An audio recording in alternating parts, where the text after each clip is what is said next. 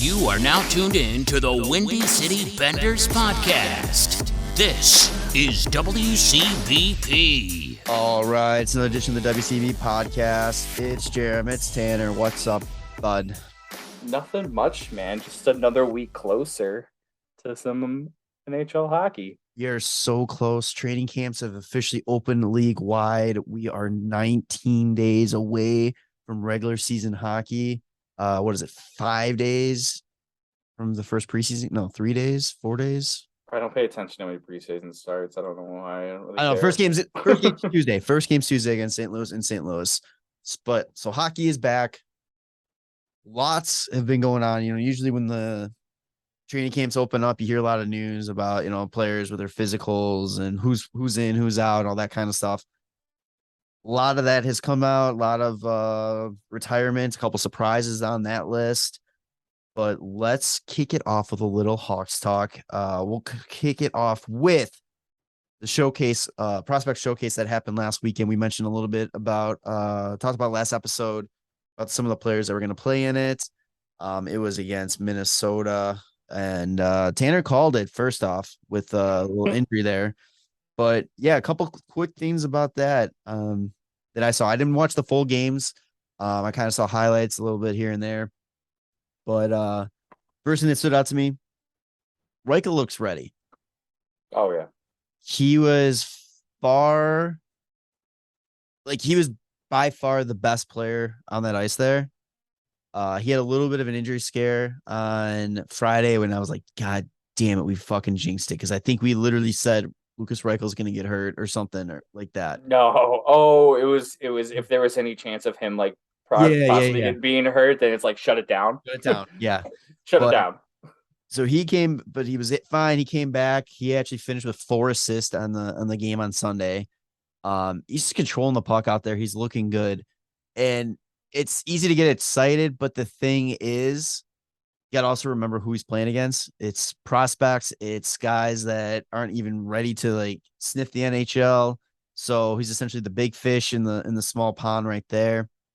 But regardless, the fact that he's showing how far above he was compared to the other players out there gives you some confidence and some excitement that he's ready to take that next step.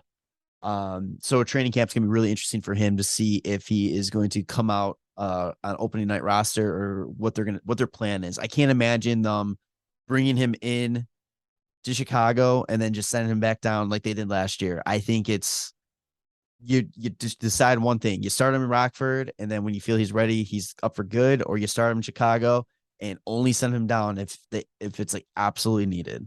Yeah. Yeah, I mean, I think it's time. He was basically playing a game in the AHL last year. He's what, 20 years old, maybe 21, I think.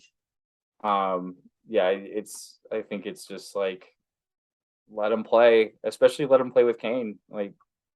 Absorb as much as you can from Kane. That wing spot on his line is open. So just give him as much on there as possible. We saw what he's done with other players that have played on that wing, and if he can just get a lot of that offense, and I mean, it's going to run through with Kane's line no matter who's on it. So having him on there is going to be really good. And you're right. Whereas, where I've mentioned before, where don't rush other guys up to the team because the team's going to be bad. All those guys aren't going to be on a line with Patrick Kane. That's why. Lucas Reichel's going to be on a line with Patrick Kane. And that's what's going to happen. So, yeah, he had 57 points in 56 games last year. Yeah, it's a different situation too because he has that year of pro hockey, North American pro hockey. We got him over here to adjust to the rink size. 20 years old. Yeah, 20 years old. He's got the experience already. Put him with Kane. They literally should be conjoined twins the entire season while Kane's still here. Yeah. And just let him absorb as much as possible. Let Kane just replace the brinket with Reichel, essentially, Yeah. How great would it be? He's game one, on Kane's line and just scores first shift. I'm gonna immediately just be like, the Hawks are going all the way. Let's go. Oh man, the false sense of hope there. Yeah. So another player that kind of really stood out to me was the Cole Gutman. He Mhm. was the Tampa Bay Tampa draft Bay. pick that didn't resign with Tampa, He or just didn't never sign with, signed. yeah, never signed with Tampa. Davidson picked him up. He's a nifty little guy, man. When I say little guy, he literally is a little guy. He's like 5'9", and I think the Blackhawks have him listed at like 167 Yeah, on he's their on web. Cap Friendly. He's listed as 5'10", 163, Okay, so yeah, tiny guy. around that size. Yeah, he's a center. He wins draws, big time draws. So that's a great to have there. He knows how to win. He played for Denver. He was the captain of Denver last year when they won the national championship. 45 points in 41 games. Yeah, that's what I'm trying to pull up right there. Thank you. You're Um, welcome. the thing is that I just think right now his size might keep him off this roster opening night. I think though that he's going to be one of those like first man up type of situation when somebody needs to come up from Rockford. I don't know. I hope he can figure they can find a way to use him.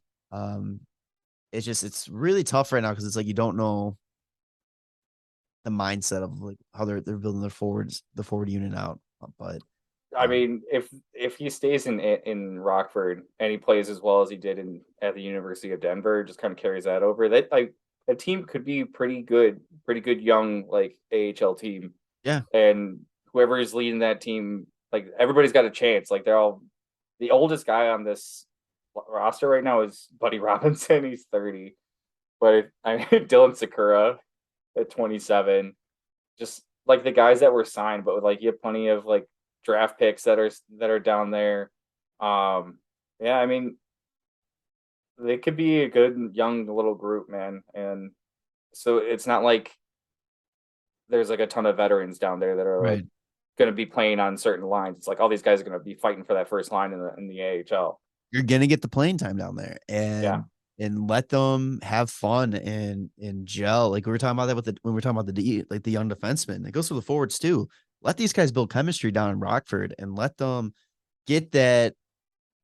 I don't want to say cocky, I mean confidence, the confidence that in their Yeah. game, so that when they are ready to make the jump, it's the main difference is hey, got to learn how to play against the best. Like that's what you want. You want them gelled. You want them ready to go. Speaking of the defensemen, the few defensemen that stood out to me was Vlasic. Dude, he's so big. Yeah. He is going to be a monster up there. And then the other kid that really stood out was Korchinski. He Korchinski. Yeah. he already looked pretty confident with the puck out there. Like, I don't know, man. If this was any other year, I would say he's got a shot to would like Oh, if it was really, a Bowman year, then they'd probably just bring him yeah, up right like away. he Yeah. might, yeah, he might have convinced get some time up in the NHL. I think he will play in the NHL at some point this year, but I think Oh, the way really? I think so. I think he sees maybe like towards the end of the season when I they kind of mean, he's still got like time to like stay in the minors. Like not even in the minors, like in junior. Like I don't know if they bring him up that soon. yeah, that's true. Oh yeah, I wouldn't be surprised. Oh yeah, I wouldn't be surprised If he yeah, got like 7 to 9, is it 9 games? it's 10 or Is it game 10. 10? Yeah, game 10 is when you If he burn. got like 9 games at the end of the year, I think you'd still be able to go down to junior because he's still eligible to play in juniors until he's 20. He's only 18 years old. Does he play for juniors again? Fuck. Um, it is the Thunderbirds, Seattle Thunderbirds, Yeah. Okay. and I'm assuming he didn't switch teams because I don't know if that happened at all, but that's just what he's listed at. That's where he was drafted Drafted out of. from. Yeah. So yeah, I don't know. Maybe they do give him a couple games. I see. Now I'm going back. Like, no, don't do it. Just Yeah, don't. send him back down to juniors and let's go. Because he's what 18. Like, Yep. take it easy. But that's one of the things that like it's possible you can get like 9 games at the end of the year when they don't matter Yeah. Well, I mean, then or somebody gets hurt, like whatever after the trade deadline, and you want to just like cycle through some young guys, get them some NHL time. Yeah, that's why I wouldn't be surprised if Also, like that happens. CHL season's over. 100%. So that was my couple takeaways from that. Colton Dock, who was pretty good out there, got hurt. He's in concussion protocol. Still in concussion protocol as the start of training camp opens up, so he will not be out there for a little bit. And then one of the players that we were talking about that could possibly benefit from McCabe going down with his surgery was Ian Mitchell. And we were saying this, the keys are his. He's ready to go. Like, it's his spot to lose. Oh, he lost it. At least for the next 6 weeks, as he is out with a left wrist injury. And man, I fucking feel for that kid. Like, last year, kind of same thing happened. He kind of had an injury that kind of fucked him over. Him and Wyatt both got hurt when they were like, hey, they're gonna be that sixth defenseman, and then they go down. So now, and he's healthy and ready to go. He's really got a claw to get back into that position to be that sixth defenseman. But for that, I think that opens Vlasic to take that spot now. I think Regula is going to get a lot of looks. I think that Ruse kid might get a couple good looks. Ruse, yeah. Ruse. So that's going to be very interesting to see. That's probably like one of the biggest storylines right now in training camp is who's going to round out that defensive unit. Yeah. I think the only like we know that they're going to suck. We say it all the time. I think that just the thing I'm looking forward to this season is just the nice surprises of like guys that play a lot better than you expected, or just come out of nowhere. And so like there's plenty of opportunities for that. Like if one guy's not doing too hot, it's not like there's such a veteran presence that like they can't be put down or anything. It's like, okay, let's rotate some guys through, see what sticks. So it'd be nice. So you're talking about like surprises. I'm kind of wondering like where do you see like the point range for this team? Like as of right now, kind of like where do you think that they finish, and like what would be like your surprise? Like what the fuck? Like let's talk about that later on when we talk about Central. Okay, fine. Okay. But I'll tell you what, they probably finished with more than 2 points. More than 2 points? Okay, that's fair. The other news, kind of Hawks news, former Hawk news. Curtis Gabriel announced his retirement from the NHL, or just professional hockey in general. Unfortunately, he didn't really get to see much time in Chicago. I've always liked him. He's a great person, does some great things off ice. And I know he's going to be transitioning to be doing a lot of more stuff for his causes that he cares so much about. Little philanthropy. Yeah. Full on. Yeah, he got a whole 2 games in Chicago, played most of the season in Rockford. I followed him on Instagram. Seems like a really great guy. At least on social media, Yeah. He's very involved in the LGBTQ community. Yeah. He was always known for having like the pride flag on his skates and using that pride tape and all that. So congrats on the career. Best of luck in your future endeavors. But he kind of was like the first domino to drop. The retirement of the big retirement announcements. Yeah. So it was on to NHL Talk. Yeah, was it Tuesday or was it one? Yeah, Tuesday. It was Tuesday. Yeah, Tuesday was like D-Day for NHL careers. PK Subban announced his retirement from the NHL. Zdeno Chara announced his retirement from the NHL. He signed a 1-day contract to retire a Bruin. Which I like. What do you feel about that? Was it Monday then? Because I know he signed it on Tuesday. Might have been Monday. Yeah, it's cool. I mean, it's nice to kind of I don't know where officially like you're listed as like retired and like retired from this team or something, if it really matters, but I think it's more of like a fan service kind of thing. Yeah, where it's like you retire as like that. Didn't Bickle do that? Maybe. It's weird. Yeah, it's kind of weird how they pick and choose that. Keith Yandel announced his retirement. The current holder for the longest game streak, the Iron Man. The Iron Man streak. That Phil the Thrill's gonna pass up, hopefully, knock on wood. And Kyle Turris he also announced his retirement. So yeah, those are kind of the ones that came out of nowhere. PK. Yeah, I was gonna say it was PK also. Oh, I mean, it was the first one I mentioned. Yeah, no, because it sounded like you were finishing up with Turris, and I was like, what? Oh no, yeah, the PK Subban. That was a little bit of a surprise. It was like it was and it wasn't at the same time because like he was still. I mean, he's still in what 33, 34. Yeah, he's like 33 years old. Yeah. So and he was just talking about how he was just looking for the right opportunity. He was looking to play for a contender. But he also has a deal with ESPN to do his own show. Yeah, which is similar to like Peyton Manning's show for the NFL. That's what I've heard. I saw somewhere online. I can't remember where, but yeah. Um, PK's places or Subban's places. I know it was like Manning's places or something was like the something one. like that. Yeah. So I mean he is built for the media side of it.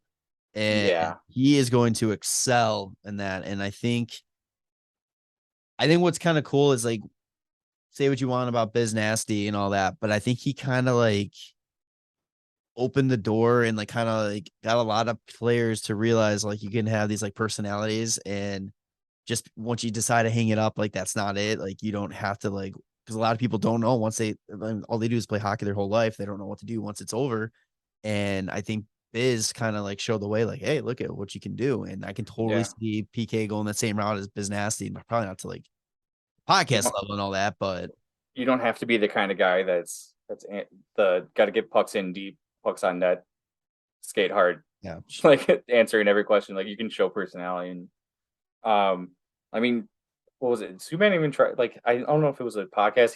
He like started a YouTube channel at some Yeah. point too. Like he wants to like do like the whole social media or just like media aspect of it too. Like I'm sure he's going to be involved no matter where he is.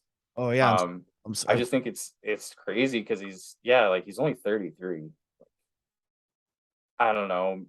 I feel like his statistically had just like a steep drop off Yeah. at one Oh, point and just stayed that way. he kind of Uh, really hasn't been the same since he won his Norris. It was kind of like he won the Norris. He had like maybe a couple good seasons after that, but then it just fell. yeah, I just don't know what happened. it Yeah. Who knows? Maybe it just seemed like he wasn't like as like scary or explosive, but I don't know, his advanced stats were like fine. I was trying to look that up. I was like, why was everybody always so high on him? Because I was like, oh, I guess his advanced stats made him look really good. yeah. I don't know. Maybe he's just dealing with some injuries that it's just coming too much to try to like recover from it over time and rehab it and all that. So maybe he's just wants to get out before, while he's still fully there. A lot of guys retire and they have trouble walking, or all this kind of stuff. And I just cautionary tale. He doesn't want to end up like that. Yeah. Yeah. But Well, good there for him. At was least he's got some stuff lined up though, which is great. there was some So stat too about it. Like it was crazy that it's like PK Subban was drafted, I think, 11 years after Chara. okay. They Yeah. retire on the same day. Yeah. Like, it's just I like mean, how insane Chara's career was too. wasn't let's see. When was Chara one of the what was the other thing? Chara is the last player in the Oh yeah, NHL to Chara. actually have lost to the Montreal Canadiens or not Montreal, sorry, the Toronto Maple Leafs in the Yeah. playoffs. So Now there's no active players. yeah, that's amazing. It's so hilarious, and I feel for Toronto, man. God, it's all right. What's Joe Thornton, the last guy not retired that's drafted before the year 2000 right now? Yeah, It's got to be like there's no one else. No one else in the league. I mean, Yarmer Yager, he's not retired. technically not retired. Yeah, He's still playing. So he could come back. dude, I would love for him to come back. It would be Get so Yager in cool. Chicago for no reason. You couldn't give us Phil, give us Yager. Yeah, I just want to get a jersey of somebody like of that magnitude. Yeah, so they got that. So Anything else before we move on to the The most insane division this year. Yeah, so a couple quick notes. We kind of mentioned, training camp's open to hear news about players that can't play and are out for the That's right. Injuries. LTIR. So we got a couple that are just straight up done for the season. Ryan Ellis, Shea Weber, which I think was already kind of it was a cap move for Vegas to get Shea Weber, knowing he's not going to play. Robin Lehner, Nolan Patrick have already been ruled out. All Vegas. Ruled out for the entire season. Yeah. Patrick, man, fucking feel so bad for that kid. He just cannot catch a break with. He's got a handful of games in the NHL. Second overall pick in 2017. Sure. I want to say that's right. Yeah, because he went to Philadelphia. New Jersey took Heischer first overall. Heischer. I was there, so I know. Trust me. Andrew Ladd failed his 222 games played in the NHL. More than I thought. Yeah. Surprise. Andrew Ladd failed his physical, so he went LTIR. Mike Smith failed his physical. He went LTIR. I'm assuming they just Carey Price failed his physical, went LTIR. Very interesting. It's end of an era. A lot of the guys we grew up watching, it's like they're getting to the end of their career, and it's just so crazy seeing that, making you feel old. But yeah, so I'm sure a lot more stuff like that's going to come out as training camp goes on. The last thing I have before we can go into the division preview, Nate McKinnon signs. Yep. Monster ticket. Fairly, I think he was pretty good about it, being, hometown discount, really not putting his team in a bind at all. Wanting to keep the guys together, win more cups. Exactly what he said. Yep. He signed an 8-year, $100.8 million contract. He is now officially the highest paid player in the NHL. By about $100,000. Yeah. GMs that need to sign star players are just punching the air when this deal gets announced, because now let's be honest here. Nathan MacKinnon does not deserve to be the highest paid player in the NHL. I'm sorry. He's not that level. I mean, I don't know if I completely disagree. I think he is. I mean, he's a top 5 player. He's a good player. There's no reason he should be like, Grant, I know it's like, okay, it's when they sign their contract, but it's like, it's insane to me that McKinnon makes more money than Connor McDavid. Yeah, but I mean, Connor McDavid's not probably on like his last contract. Oh, no. McKinnon's not going to get paid more on the next deal anyway if he signs another contract. Like, McDavid's going to get paid more on his next contract than what he's already like a 13, probably 13, 14. When McDavid is ready? Yeah. What year is that going to be? Why can't I fucking find Edmonton? Yeah, I have the same problem every time I'm going to try to find a team on cap friendly. And they're in the third one. Oh my god. He's up after the 25-26 season, so he's got 4 seasons left. So I wonder what the cap's going to look like then. That's going to be, I mean, it should be pretty high by then. He can get close to probably like 15. Because you gotta imagine, like the players that are going to be signing new deals before then are going to probably be like, when's Austin Matthews? He's gonna be the next one. He's gonna be the next big one, right? Looking up for when Austin Matthews is up, and I think so he can technically sign his extension at the end of the season. So he's got this year, next year. That's going to be very interesting because 1, they're cap scrapped, like they are screwed. 2, they don't win again, get out of the first round again. I mean, I think they're going to make Austin Matthews the guy, but it's like they're going to have to do something with that roster. So it's like, how much are they going to be able to give him? And does a team like, because it's like they can't negotiate with him, another team like on tampering. But what Austin Matthews get, that's going to be very. I keep hearing that he's going to be like 13, 14 for sure. So if he's 13, 14, that means McDavid's going to be pushing 15. And McDavid's deal is also 2 years after he signs, or after his first year kicks in. And it also depends too, what's the max contract they can give out, because they can only go so high for max salary. What is their max right now? It's like 14, I think.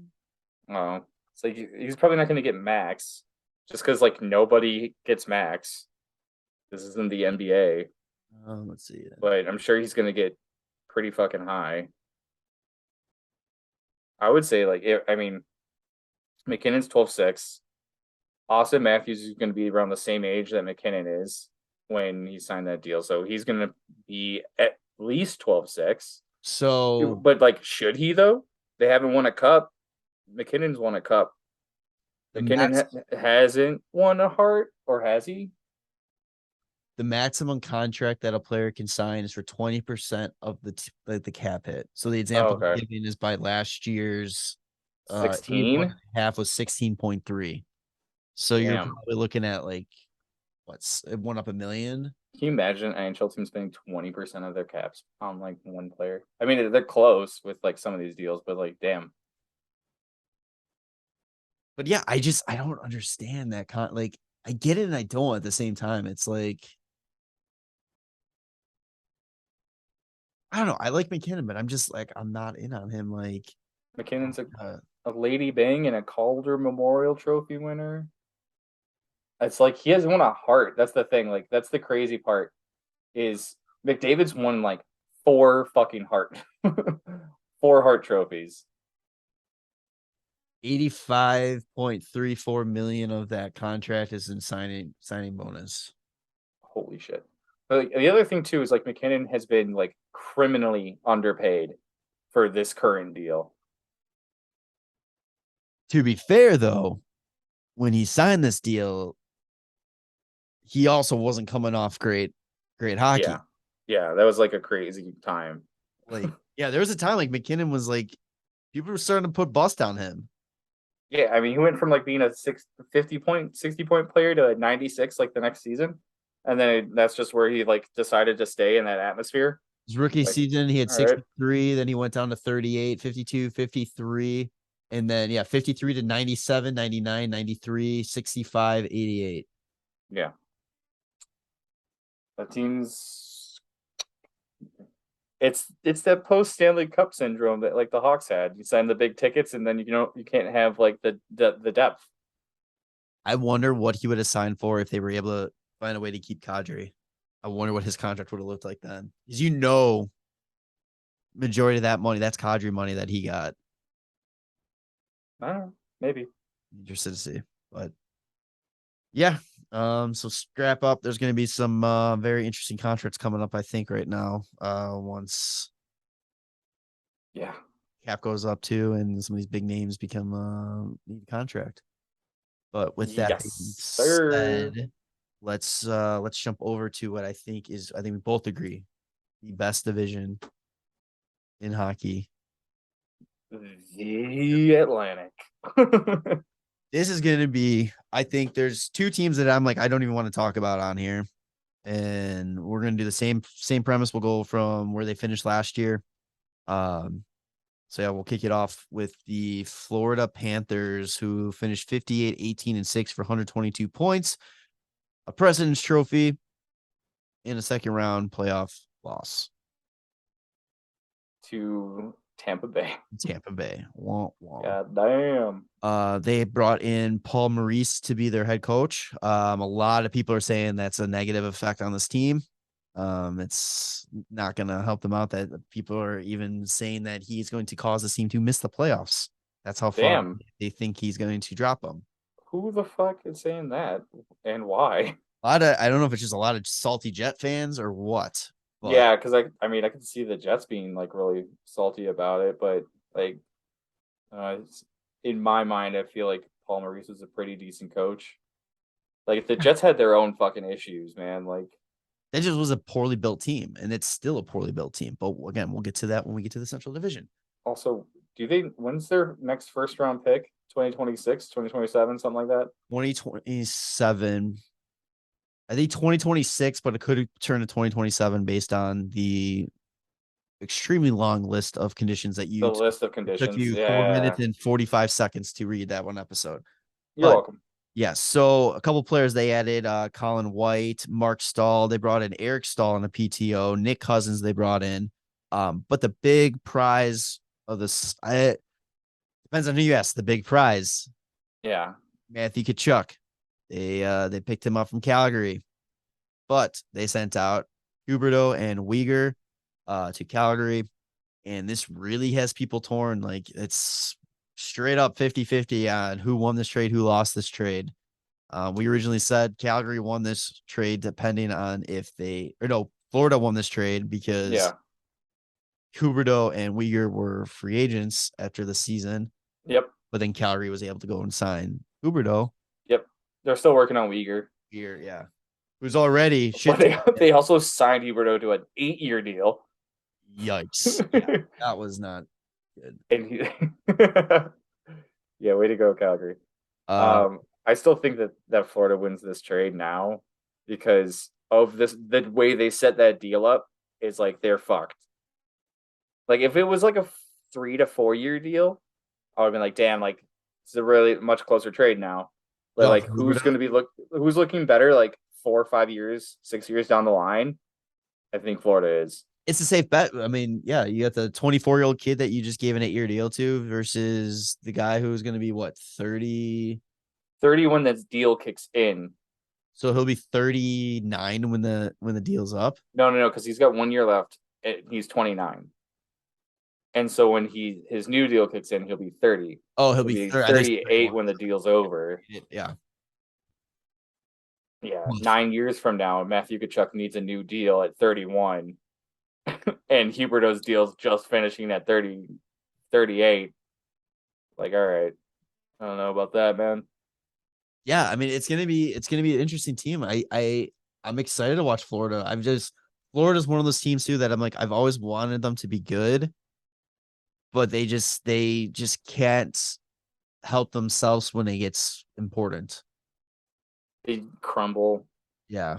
Barely got past the Capitals last year in the first round. They should have smoked them. Yeah.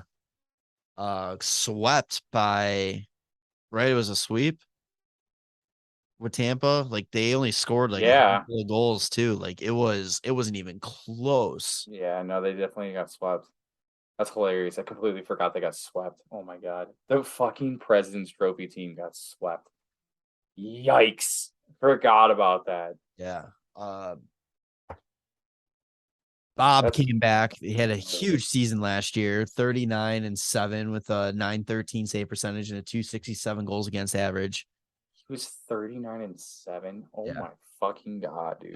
That team was like the come from behind Kings. Towards the end of the year, like every game, like it didn't matter how much they were down by. Like all they did was come back and win. It was wild. So it's gonna be really interesting to see. Like, is he finding his consistency? Like, is he going to be able to do that again? Yeah, he's still got 4 years left at $10 million. He's 34. This is the type of shit that they're going to be looking at Huberdeau in Calgary. He's going to be 38, or in his last year of his deal, making $10 million. It's bad. Or not making $10 million, but is worth $10 million.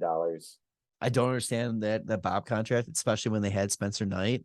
I don't think they have a lot of confidence in Spencer Knight, to be honest with you. I think that a lot of people are saying that he might not be the guy that they originally thought he was going to be. They've been bringing in a bunch of goalies on PTO. He is 21. I know. That's insane too. But it's goalies take the longest to develop. And you have to think though too, it's like you look at a Carter Hart too. We talked about last week.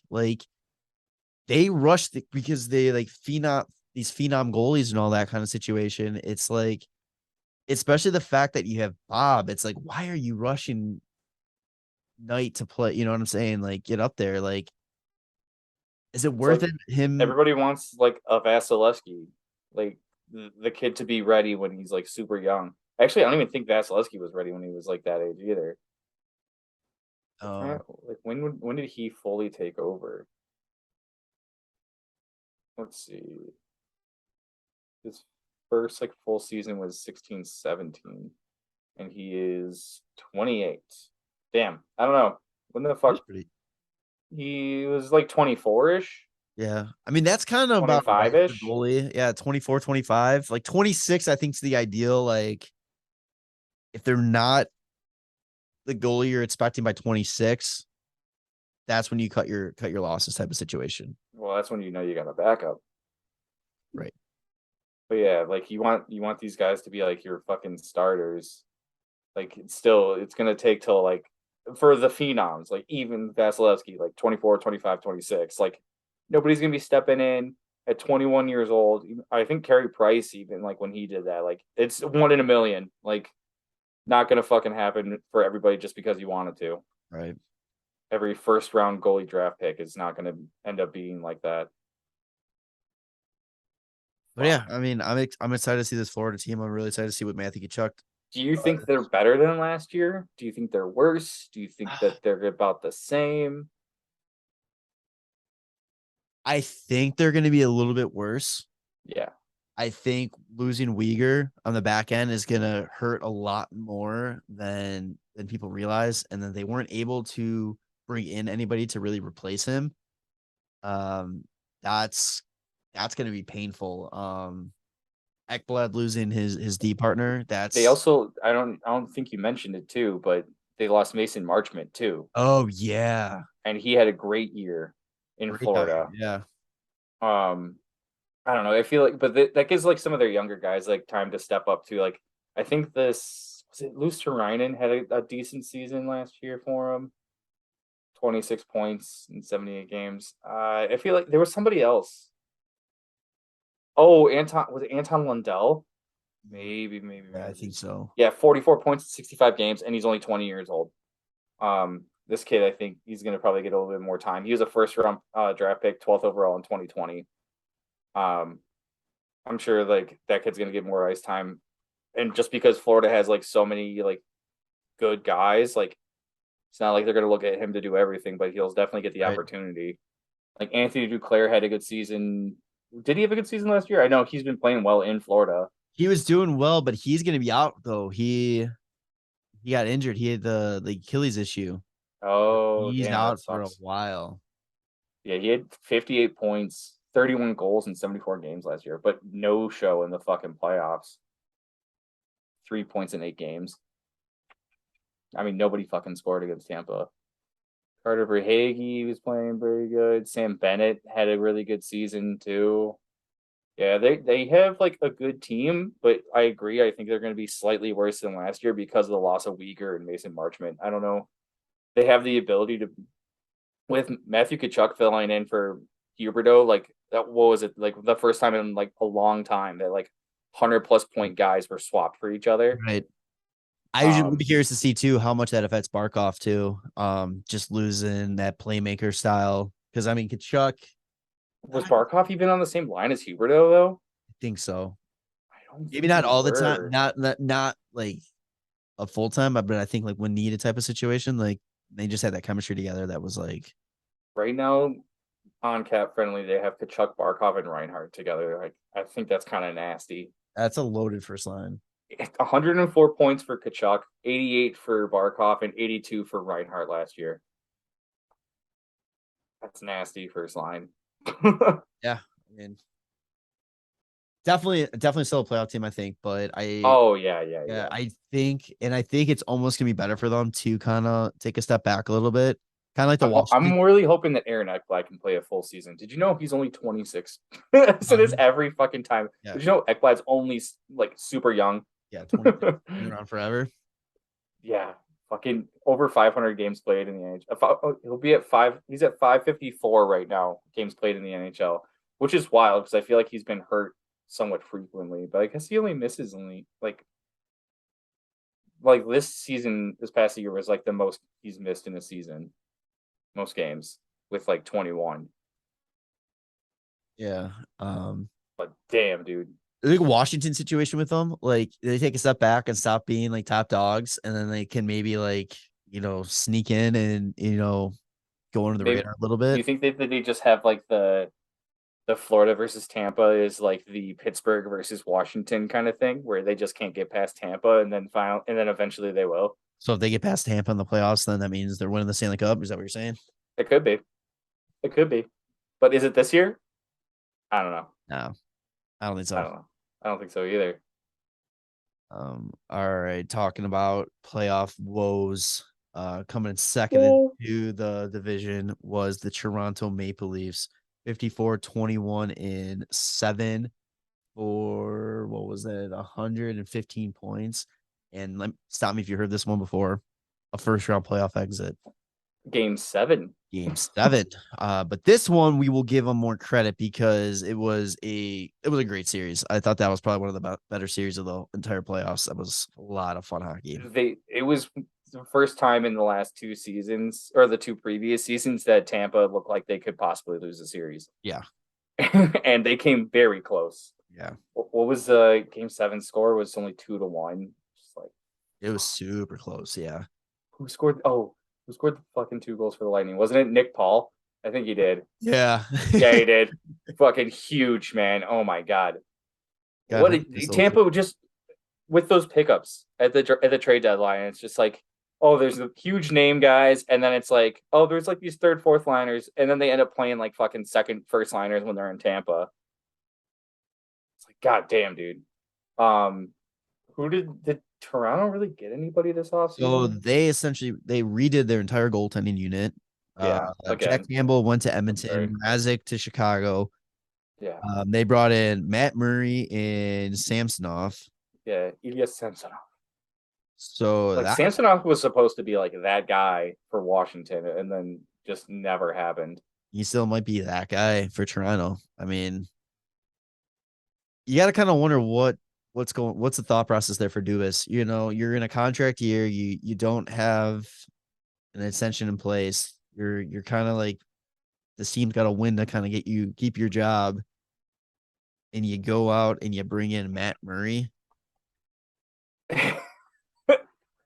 I don't know, man. Like, it's weird because like Jack Campbell had a great start to the season, and then Mrazek got hurt, and Campbell kept playing and burned the fuck out, and then they were both hurt for a minute, and that's when they had like that Justin Wool and Eric Shalgren playing. Yeah. And I was just like, oh, Joseph Wool and Eric Shalgren, and like, we just need to keep winning. Like, can we please buy some wins? Like, Jesus Christ, like, they burned their goalies out. I forgot they also traded for Giordano last year at the trade deadline, and then signed him for 2 years at like $800,000. Yeah, 2 years. They still haven't signed Rasmus Sandin because they have no cap space. Right. And he's a good. They want him to be a big piece of that defensive core. Like, he was a first-round pick by them in 2018, and he plays well. They're essentially turning back the same team as last year. They do it every time. They just switch the goalies out, like every 2 years. Yeah, a couple minor pieces they brought in were Gaudette, Jordy Ben, Victor Met, I don't know. Met. Yeah, I don't know how his name really is. All I know is he's got a 9-grip stick and it's annoying as shit. But yeah, it's like I don't know what else you can really say about this team, because it's like, are they better? Are they worse? Are they the same? And it's like, you almost they're not bad. They haven't been bad. They just can't make out the first round. And I'll tell you what, when we do our previews, they're making the playoffs and they're losing in Game 7. And I'm gonna say that every year until they fucking prove him wrong. And like, it has not happened the last 3 years. Like,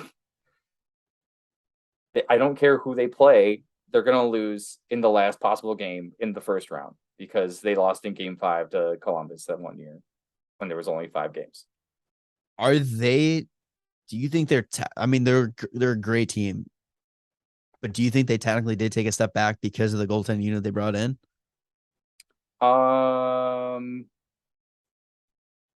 I don't think so. Is their defense good enough to make up for Murray?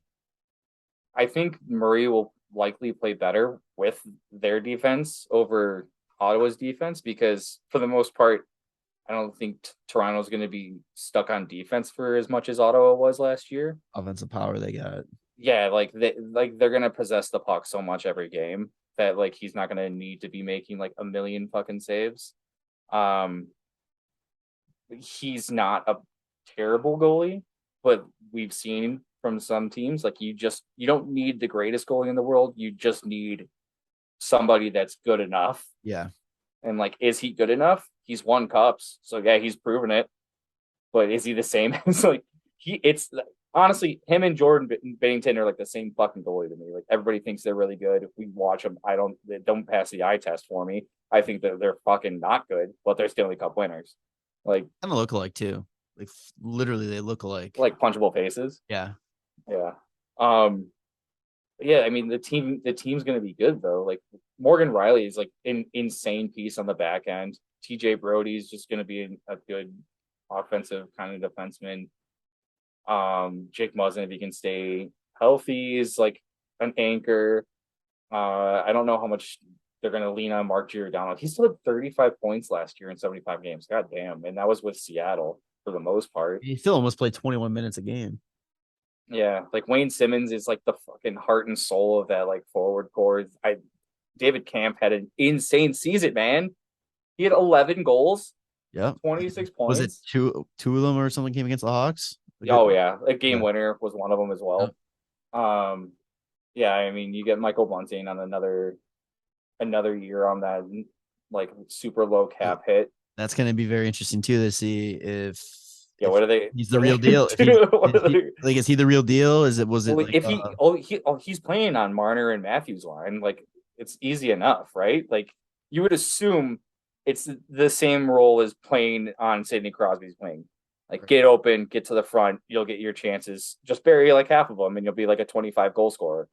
Like just turn your stick to like a 60-degree angle. You just stick it out. You'll be fine. You could do the Doug Glatt and just stand in front of the net and have it go off of you. Like, what was it? One of Jaromir Jagr's goals, like the record-setting goal where it went off his ass. Let me ask you two quick questions here. Austin Matthews, 59.5 goals over under. What do you think? He only played 73 games last year. He probably goes up. He probably I want to say over. Over. Yeah, man. He's a goal scorer. He scored 60 and 73. Yeah. And the other one is Mitch Marner, 100 points over under. I think I'm gonna go over. I think that they're gonna be so hungry that they're gonna have to put up the same kind of season. Yeah. And I just think it's gonna be pretty natural for them. The 2 years before this were shortened seasons where I'm sure they probably would have hit 100 points or come very close. Marner missed 10 games, but he was scoring at 100-point pace easily. Yeah. He finished with 97 last year. Yeah, I mean, fucking awesome. So, like, what was it in the COVID shortened season? The first one, Matthews was 3 goals away from 50 in 70 games. He played 3 more games this year in 73 and hit 13 more goals. Yeah, he's good. I think he just like they're at that age too. They're at that age too where they're in like such a groove and like they're at their peak. It's either going to be just the same or better. I don't see them declining really for this upcoming season. All right, my last question about Toronto, we'll move on, is if it's another first round loss, blow it up? I mean, I think Dubas probably doesn't get another contract, but like, what can you blame like him for it really? Like, what does he do differently? Like, the team's a fucking close to President's Trophy winning team. They bring in veterans. They bring in like anything. They try their best to like give that core what they fucking need. Last year was the closest. Like, do they get over the hurdle this year? Here's the question I have for you now, though. Florida beats Tampa. Toronto wins Game 7 of the first round. Who's more destined to win the Stanley Cup? Toronto. Yeah. Who does it, though? Florida. Yeah.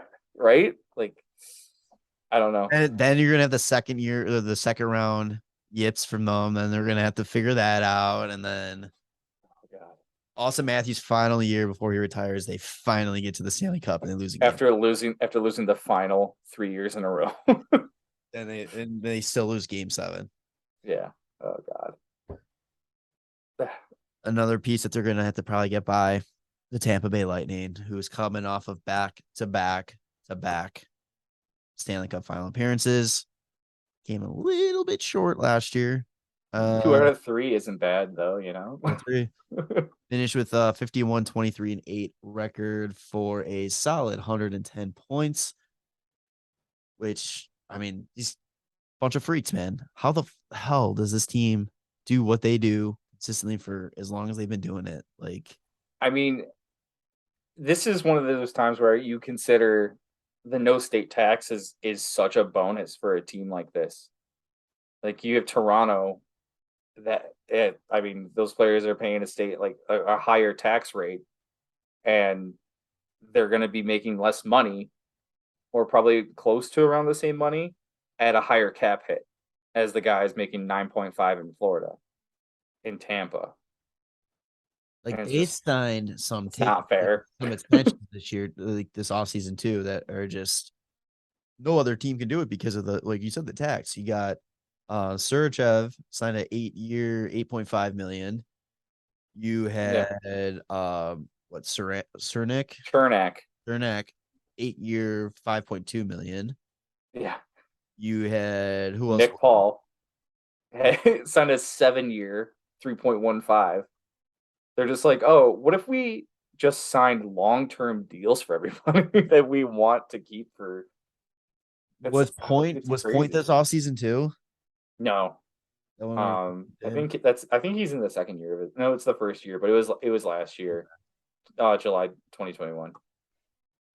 Like if you're good on Tampa, you just get 9.5. You're getting around 9.5. Yeah. Vasilevsky, you got. Oh, Anthony Chiarelli also signed a contract. That's who I was trying to figure out who the other one was. Yeah. He's got 8 years at 6.25. They just like, let's lock everyone up. We'll figure out the other pieces later on. And like they're still putting, I mean, and again, they're turning back the same team almost. The main piece they lost was Palat. Yo, 5 years down the road right now, in 26, 27, they already have 51.6 million of their cap locked up in players. In 6 players. Yeah, I was about to say 6 players. That's pretty funny. Cirelli too. Oh, 7. Okay. Yeah. 5 years from now, they have 7 players locked up for over half the cap. Better hope to God that jumps over 90. I mean, I'm sure. Like, it's crazy. It's so funny. But yeah, like having a team that's been this good, not having to spend over 10 million on a player is pretty fucking lucky. Able to add pieces that are going to be important pieces for them, like we were saying with Paul. I mean, Hagel, is going to probably get a little bit of a bigger role now this upcoming season too. Yeah. Like, will they be able to afford Hagel when his deal's up? He's going to get an 8-year deal at like $5.5 million. Yeah, I don't know. Stamkos has got 2 years left on his deal right now. I wonder what happens with him. It's been, oh man, what a fucking like feel good kind of season to like. He had that brutal injury a few years ago. Actually, like a good handful of years ago, came back, like played pretty well. The team, like, I don't know, he didn't really get a chance to play in the first Stanley Cup that they won. Yes, he played one game. Yeah, one game, one goal, and that was it. And then he had like a pretty good season. And then last year he just exploded again for 106 points. After they win the second cup, they were talking about how he's got to be the one they trade to, like, Yeah, like there was the trade rumors for their he's captain. Gone. He can't do anything. Like, it's time to move on from Stamkos. And how does he respond? 106 points. Yeah. Imagine, so if he plays pretty much a full season this year, he hits 1,000 games. He's at 922 right now, so he only needs 78 to hit 1,000. He's at 50 points over a point per game right now. Like, he's so incredibly good, and I wish he was kind of like I'm glad he's in Tampa because like we don't have to play them that often. But I kind of wish he was like a guy that we got to see on TV more often because he's a fucking insane. Yeah.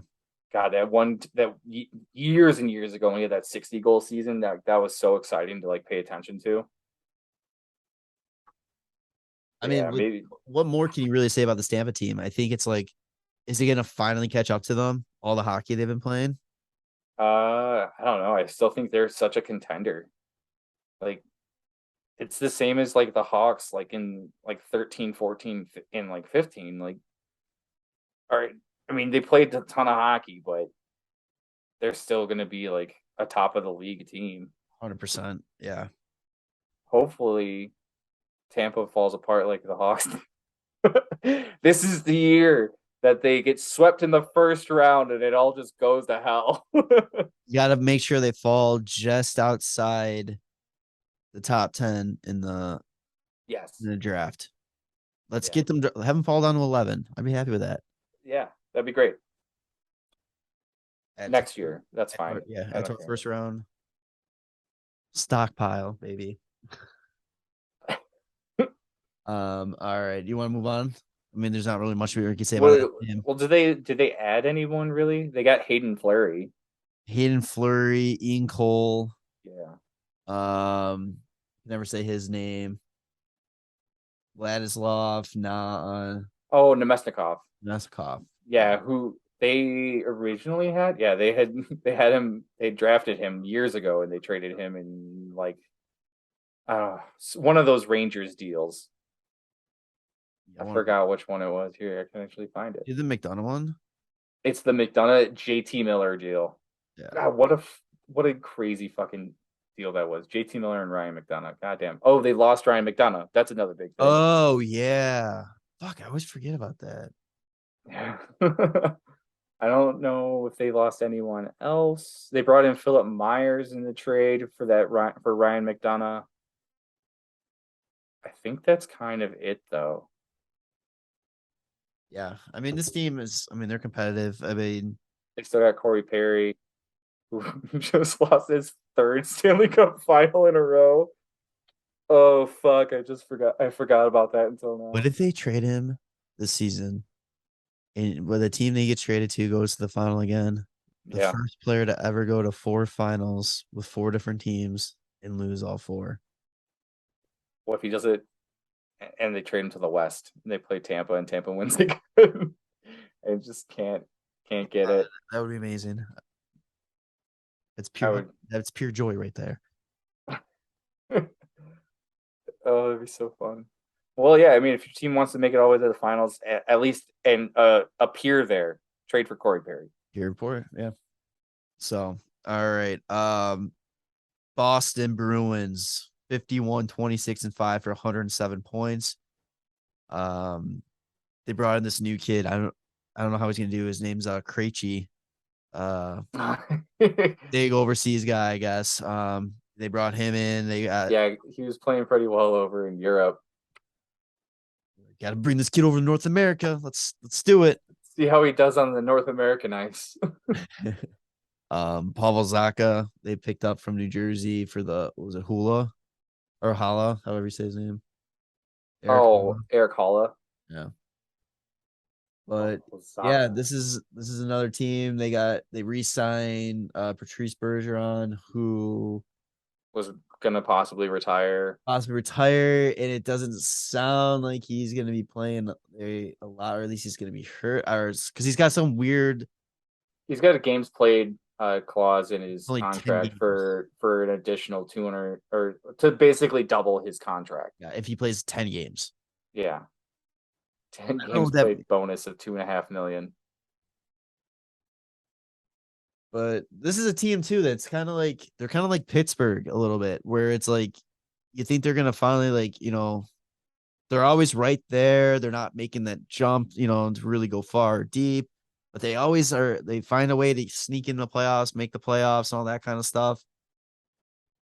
I think though now this is kind of like the time that they're gonna start falling off. Yeah, nothing they did in the offseason is like screaming like they're better. They're also just everyone's a year older. They weren't a very young team to begin with. They brought Krejci in again, like we said. Like, I don't know, man. I feel like the drop off is gonna hit them, especially with how good the rest of the division got. Like Oh yeah. the Pasternak needs a deal or a contract at the end of this year. They only yeah, have and four they forward signs right now too, by the way, for next season. they were there was like talks of Pasternak getting even traded at the or not the deadline, the draft, Yeah. just because there's so much uncertainty on like what's going to happen with the team. There's things been coming out that he's looking to re-sign and do like sign a ticket or whatever. But like this team's notorious. Like what is it? What's his name? Don Sweeney, notorious for not signing big contracts on players. And I mean, if you're gonna be if you're worth it, like the biggest contract that they signed is Charlie McAvoy 9.5, and I don't know, like I guess their D core is definitely younger than their forward core. Yeah. Average is 20. It's 27. Forward is 29.9. So essentially 30 years old. They're gonna have like a good defensive kind of team. Their goalie tandem with Linus Allmark and Jeremy Swayman was actually pretty good last year, which I was surprised by. Allmark didn't start the season hot, and then they kind of like meshed really well as a tandem And and then had like a really cool broy kind of stuff going on. yeah. It was really And funny. they're like, you know what? You know what's gonna be really good for morale for that? Let's bring in Tuukka Rask again. And Oh he yeah, played a couple I games forgot and that they then brought him yeah, back. played a couple games and he's like, nah, I'm done. Yeah, get him out of here. Get him out of here. Played 4 games, Yeah, 2-2. I think this team it definitely got worse in my opinion. They're gonna be good defensively, but I feel like the offense is gonna drop off a bit still. I don't know if Bergeron still has like he's still fucking good though. Rashawn is still hurt with his hip injury. Like he's just starting to skate now, so it's like who knows when he's going to be available. It's like Bergeron, if he's hurt or kind of thing, like we're saying with his contract, how that works out. Like, are they not expecting him to play a lot?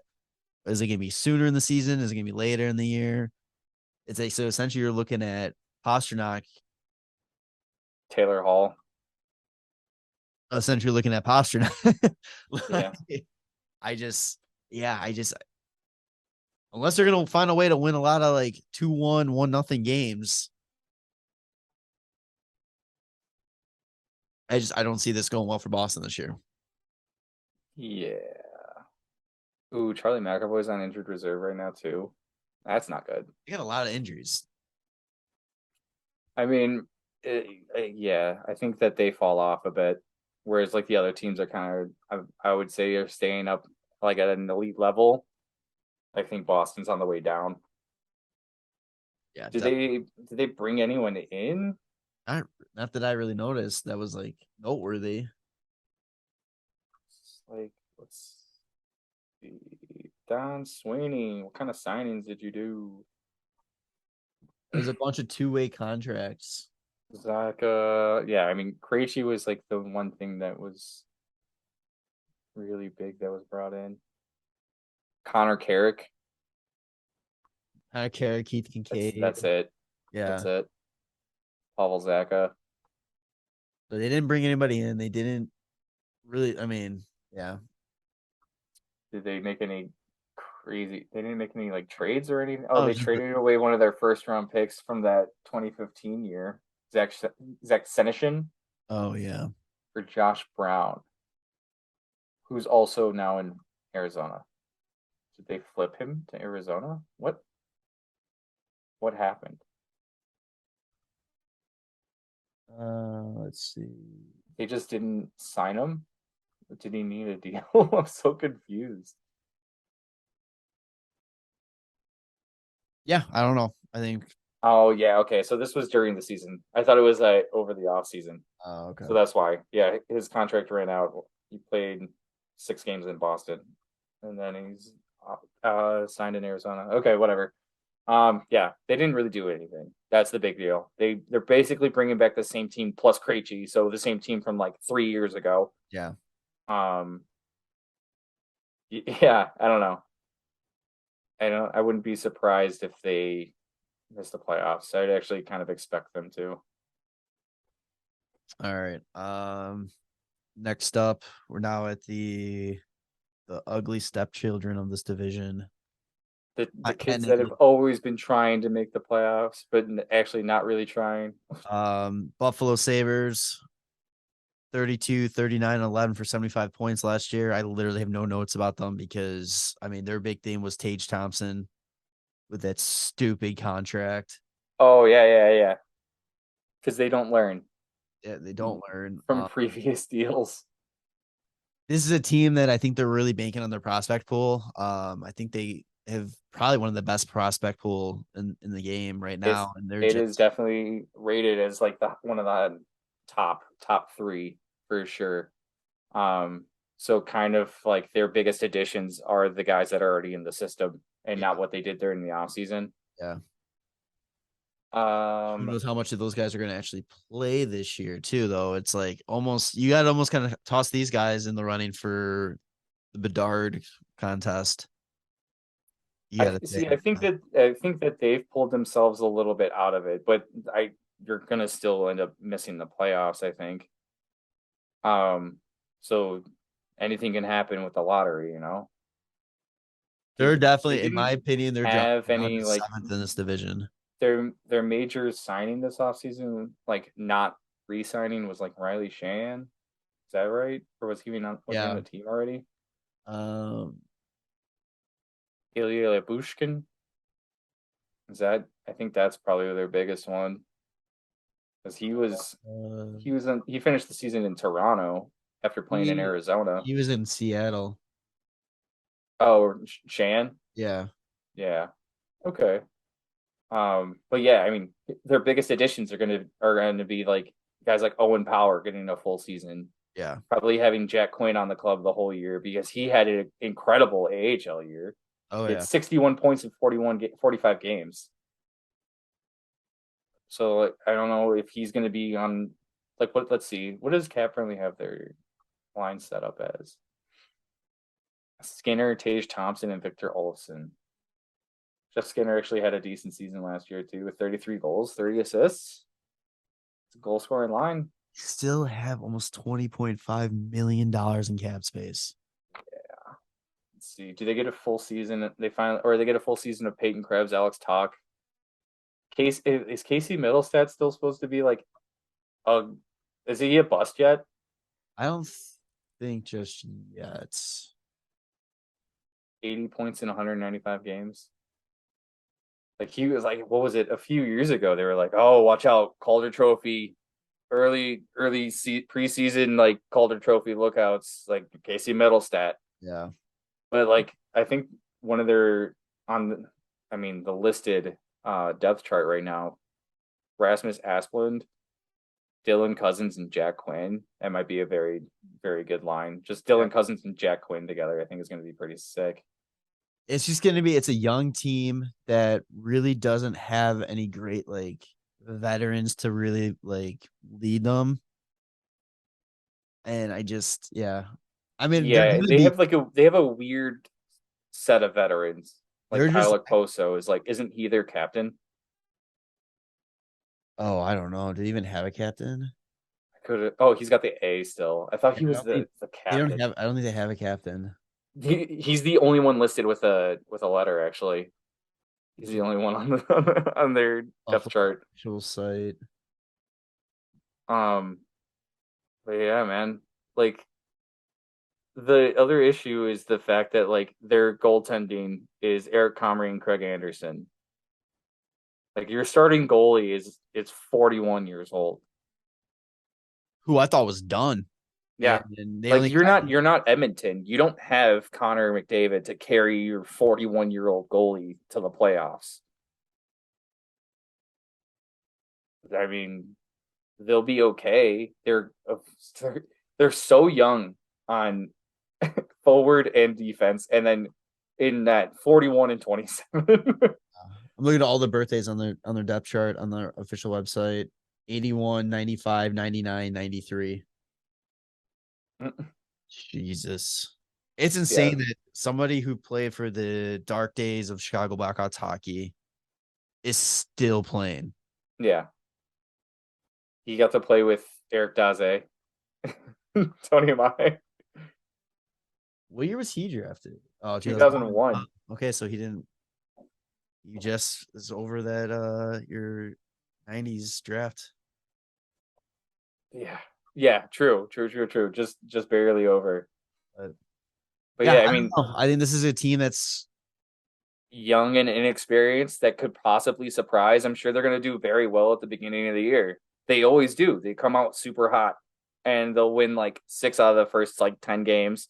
And everybody's gonna be like, oh fuck, watch out for Buffalo. And then all of a sudden they'll be Buffalo again and they'll lose like 10 in a row. Said the same thing fucking last year. It's exactly what happened. so they're kind of in the same process of as the next team on the list here. A little bit trying to build up, and Detroit Red Wings 32, 40, and 10 last year for 74 points. But ladies and gentlemen, the Geyser plan is in full effect right now. Oh yeah. This team is no longer a bottom feeder. This offseason was holy shit. I was like, when I'm seeing all these signings coming, I'm like, wait, does that say Detroit? Yeah. Yeah, man. Cop. Was it Andrew Cop? Yep. Alimata, Kubalik, David Perron. Fuck David Perron, but he's a first contract David Perron has ever signed that was not signed by the St. Louis Blues, by the way. And he's played for like 5 teams. Yep. But man, they brought those guys in. They were able to get Zadina signed in for a 3-year bridge deal at 5.475. I mean, they brought in Ville Husso. Yeah, to go with Nedeljkovic and net. And he had a great season taking over when Bennington wasn't playing fucking good. This is like, I fucking hate to say it, but it's like Detroit. They're back. I mean, they're not fully back. On their way. They're on their way. Very close. Well, I mean, it's scary. It's so scary because they basically have a new Nick Lidstrom. Yep. In Moritz Seider. And the kid's he's gonna be around till he's like 44 years old. I hate so much that he is a freaking Red Wing because that kid is so good. Yeah. Fucking love that kid. The other thing too is like, goddamn, they're gonna probably get about Gustav Lindstrom on their team, the new Lindstrom. Oh no, no jokes right now.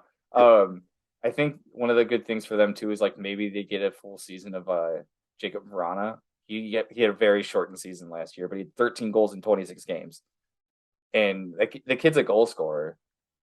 When he first got traded to the Red Wings, he had 8 goals in 11 games, and then 13 in 26. So like, if he can be healthy for a full season, could he hit 40? I would assume. I mean, this team, God. This team is set up pretty goddamn well, man. Doc said Robbie Fabry, he's out for a little bit too. A while. He's hurt again. I don't know if this is ACL again. I don't know, but he had 30 points in 56 games last year. Right now, they have their first line listed as Bertuzzi, Larkin, and Lucas Raymond. And Lucas Raymond was another rookie last year that was in the conversation for the Calder. And 62 points, 69 points, 57 points. Like, I'm sure they're going to probably play better this year with that. Like, and what helps too is that Bertuzzi gets to play every game now. He doesn't have to sit out for not being vaccinated. Yeah, that's true. Yeah, he couldn't play any game in Canada. I forgot about that. Yeah, if they can get their second line looks way better with Vrana, Kopp, and Perron. Like I said, if Vrana can stay healthy, like let's say he hits 30 goals, like that's still fantastic. Then their third line is listed as Kubalik, Suter, so 2 ex-Hawks, and then Philip Zadina. All three guys, it's kind of like a prove it line. Yeah, I was about to say it's all 3 guys that have been like really snake bitten, and it's like, but all 3 have the potential. Like if they find their game, fuck, like that, I'd put that third line up against some team's second and first lines. Like if they all are clicking the way that their potential is, oh my god, look out. I liked Suter because he was a great compliment of like not being in the way, but doing what he needed to get done when he was playing with Kane in that shortened year. So like he's a good playmaker for the 2 guys that are going to just be ripping. Yeah. And that's a third line. Oh, I forgot too. They brought in Ben Schrott. That was probably the questionable move for the term they gave him, but that was okay. Oh wait, no. Why is it? I thought it said that they traded for him. he signed in the offseason because he got traded to Florida. It's listed as a trade as how they acquired him on Cap Friendly, which is why I was like, yeah, no, he just signed a standard contract. That's really weird. Typo. I can't use this site anymore. It's fucking useless. Yeah. Would Jake Wallman too? Didn't he? Okay, that was traded from St. Louis. I don't know, man. Like their forward core looks good. Their defensive core doesn't really do it for me. They still need, definitely need some more work there. But I mean, the pieces are there. Like the thing with like their forward core is like you have the proven veterans that were like kind of like, that these guys can play. You have Larkin and Bertuzzi who had great seasons, which just kind of opens it up a bit for like the younger guys that they want to bring. They want to have like good seasons, like Lucas Raymond. And then at the back end, it's kind of like who besides Moritz Seider is kind of like would make it on any team possible, like Moritz Seider would make every fucking team. Where like I'm sure there's some guys that teams wouldn't really care for on the rest of that decor. Yeah, I don't know. They're gonna probably float around the same, probably a little bit better than what they did last year. I think they're gonna do a lot better than last year. Think they're gonna do a lot better? Oh yeah. Okay. I'm also here. I'm gonna give a bold take. And we kind of talked about it last week. Like I think Yzerman makes a play for DeBrincat. Oh, maybe. I don't know. I think he finds a way to bring him in. And 2/3. I think that DeBrincat going to Detroit makes all the sense in the world. And I just think with his RFA status and his cap hit, if you qualify him and what Ottawa needs for cap space and all that kind of stuff, I just think there's a way that Yzerman is fleece Ottawa, but I still think there's a way to make that beneficial for both sides. Yeah. Whereas, in a normal situation, you shouldn't be trading DeBrincat in the first place. Right. But with the way that the things are kind of lining up, I can see that. I can see them wanting to do that. Yeah. Speaking of Ottawa, they finished last year 33, 42, and 7 for 73 points. Like the bottom of the division minus Montreal they were all 1 point with each other. Well, 2 points from Ottawa to Buffalo, but 75, 73. Ottawa is doing kind of like the going Chicago Blackhawk route when Bill Wirtz died. Their owner passed away, and then all of a sudden, like the philosophy changed. They're spending. Yeah. They're bringing guys in. They're keeping guys. Yeah, they traded for Alex DeBrincat. They brought in Claude Giroux. They traded for Cam Talbot. They locked down Tim Strutzel and Norris. Was it? Did you call him Strutzel? Stutzel. Yeah, I would say Strutzel. It's a German, I guess. I don't know. Strutzel. Stutzel. Stutzla? Jim Stutzla. Jim. And then Norris. Why am I blanking his first name? Josh Norris. They locked him down. So they got their offensive core locked down for all their young guys that they've drafted that have proven themselves on this when the team has been shitty. Like 5 years or something like that. For which one? For their core, like those young core guys are locked down for at least the next 5 years. Yeah, like Drake Batherson has 5 years on his deal, and then Matthew Joseph has 4, and those are kind of like the shortest of them. Their D core, on the other hand, is not anywhere near what the forwards are, but they do have Thomas Chabot locked down for a while. Who's sick? Yeah, he's good. He hasn't had like a great standout season like recently, but he hasn't been terrible. Like he had the 1 year it was like 4 seasons ago now, so 55 points in 70 games, where it's like, damn, that's the guy that they're going to build around for sure. And then just kind of like didn't really hit it. But I mean, there was the shortened seasons, like but he's got all the possibility to fucking add to the offense that they have currently like pulled together. God damn, dude, and they're gonna be so good. They also signed Tyler Mott too. Yes, That was recently too, I believe. yeah, they brought in Tyler Mott. They just Yeah, have man, they got it's good. just their first two lines are gonna be so good. Yeah, their two lines are stacked, and I think they're bottom six. I mean, it's a good balance of like what you need to kind of like spread out through that your bottom six. You got some size, you got some speed. Um, Austin Watson, big boy. Oh, big mean motherfucker too. Yeah. It's like it's super exciting for this team too. But also, like Brady Kachuk is your first line left wing. So, like, if you don't need Austin Watson, you have Brady Kachuk, who's just going to be the same. Yeah. But he's going to put up like almost a point per game too, and just be pissing everybody off. Yeah, 0.85 points per game last year. Yeah, He just has that, like, he's got that everything like molded into like perfect. He's like just he can piss you off, he can get under your skin, he can fucking put you on your ass, he can score the goals, he can put like two good shots in this league. It's crazy. Now they get to play each other a shit ton too this year, which is awesome. damn. For their forwards, out of the 12 forwards, there's 7 Americans.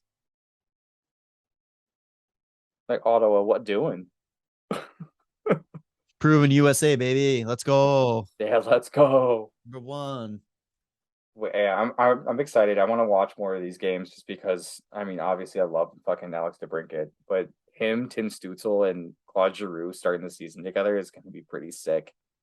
Like all like they're just all DeBrincat can just stand anywhere on the ice, and then they'll just feed him.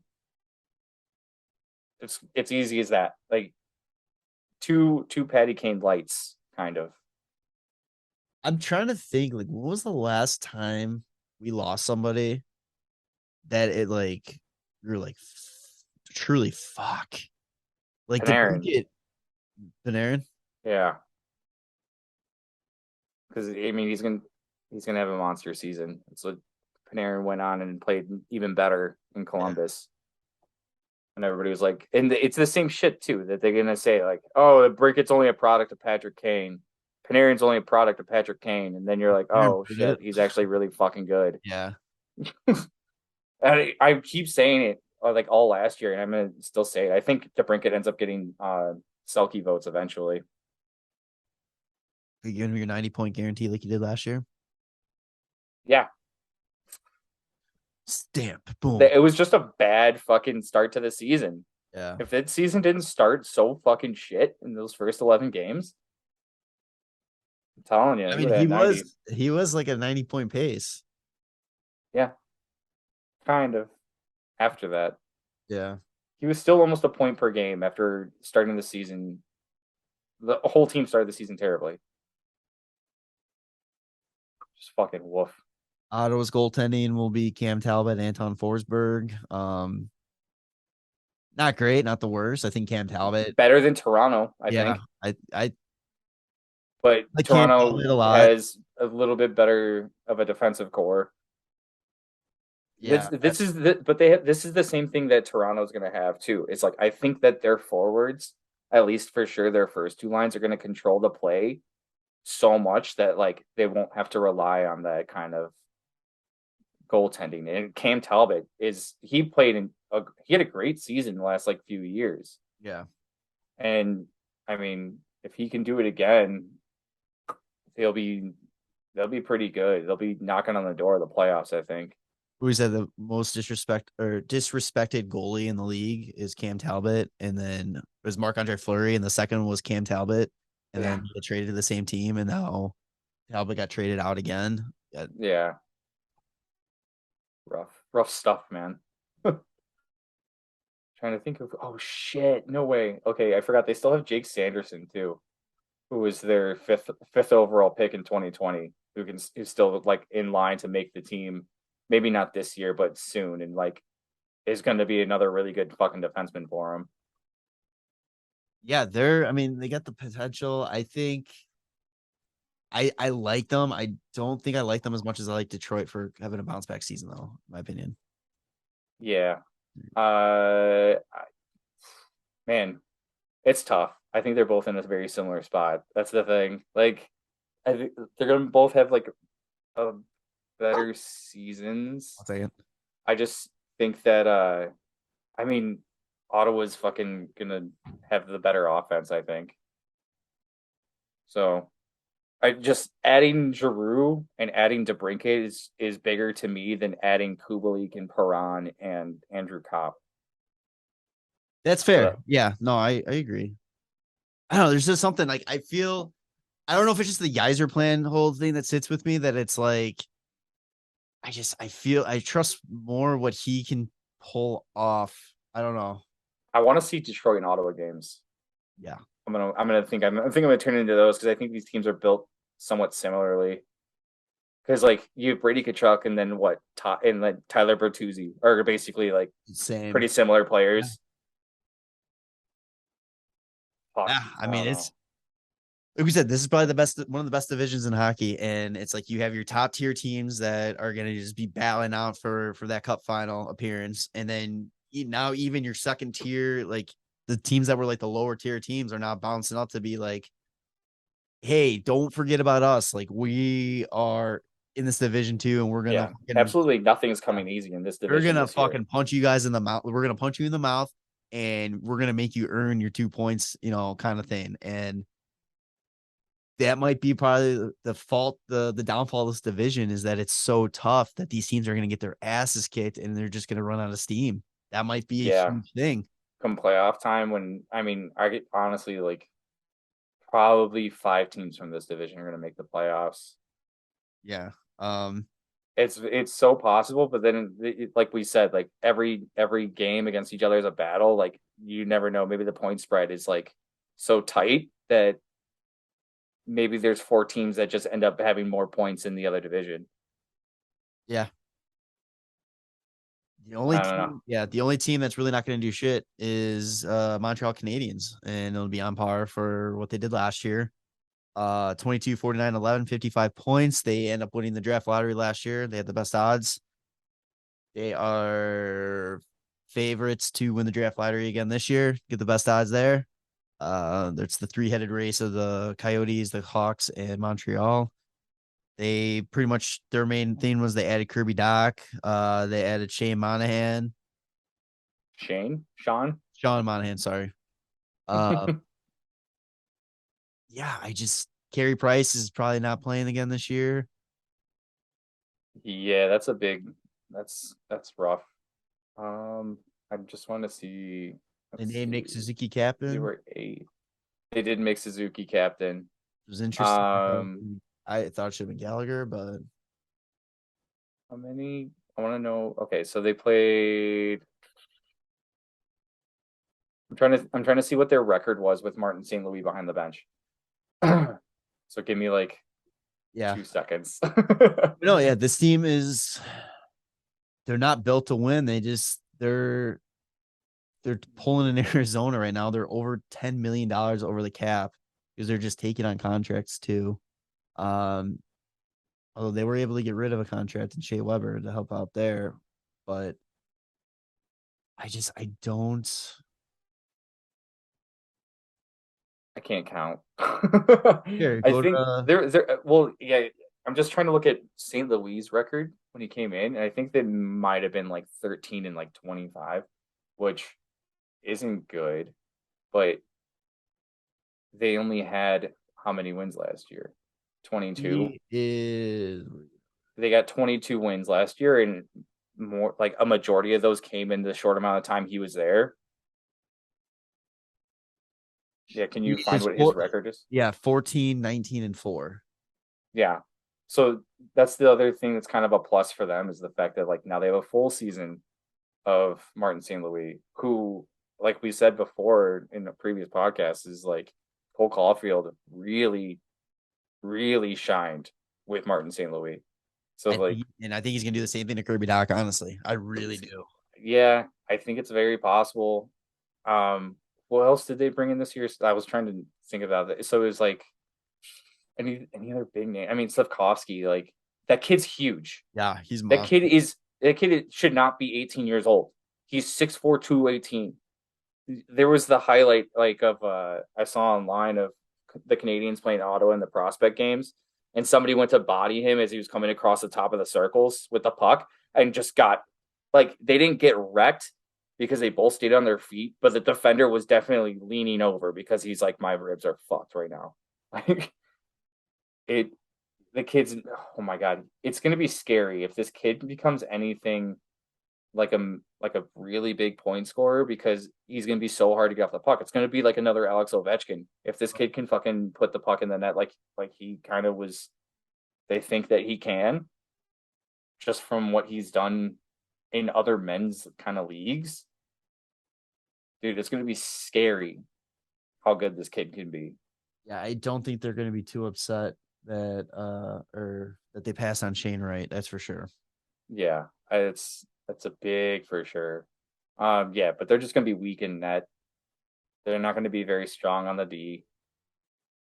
Who's their best defenseman? I don't even know. David Savard. Yeah, I guess. Who's their most expensive defenseman right now? It's Michael Matheson. Damn.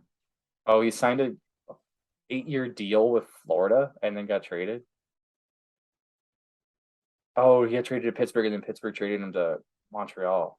Okay. Oh yeah, that was part of the Petrie trade. Oh yeah. Okay. So yeah, that's right. They had Jeff Petrie and then they traded him away.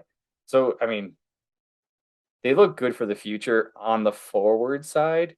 I mean, when you're building around Caulfield, Slavkovsky, Suzuki, Kirby Doc, anyone else? They're kind of so they're kind of like where we're hoping the Hawks are going to be next year. You know, they got their big pick. Yeah. First overall pick, you know, they got that guy. So now they're getting the young guys to build around, and now it's going to be getting the complementing players and getting them experience and all that kind of stuff. That's kind of where Montreal's at right now. I it's gonna, just collect picks. That's what it's all about. I hope St. Louis does some magic and pulls this team up to the 65-point range. Yeah, get him out of the bottom. Yeah. I don't want it. But yeah, like I mean, we talked about the rest of the division though. Like the rest of the division's so good. Yeah. So it's going to be tough for Montreal to do much. Well, speaking of the rest of the division, we both took 3 teams from the Metro to make the playoffs, so at least 5 playoff spots open. Yes. Who are you taking? I mean, I got my list here. Yeah. I mean, Tampa for sure, Toronto for sure, Florida for sure. And then it's kind of like I'm thinking Boston's still going to sneak in because I feel like Boston is going to like. It's weird because like when you're looking at the 2 divisions combined, it's like how do you not see Washington, Pittsburgh, or Boston at least 2 of the 3 in the playoffs? Yeah, or like I wouldn't doubt like Detroit or Ottawa as like sneaking in. Like it's going to come down to the wire, and that's one of my favorite parts of like, at the end of the season is when it's like 3 teams battling for like the last playoff spot or the last 2, and I feel like that's going to be like what it is. I don't think it's going to be 4 teams with over 100 points again, like in each division, like they had last year. The entire division or the entire conference had 100 points. Yeah, so I don't see that happening. I mean, the teams that were missing the playoffs got so much better. I'm gonna say Detroit. Yeah, I think you're gonna keep Boston and say Detroit. Yeah. Do you think Boston comes in 4th and then Detroit 5th? Oh God, it's tough. I mean, looking at back who I picked last week, Carolina, New York, Pittsburgh, and then you bringing up Washington. Mm-hmm. I'm like kind of torn too. Like I kind of.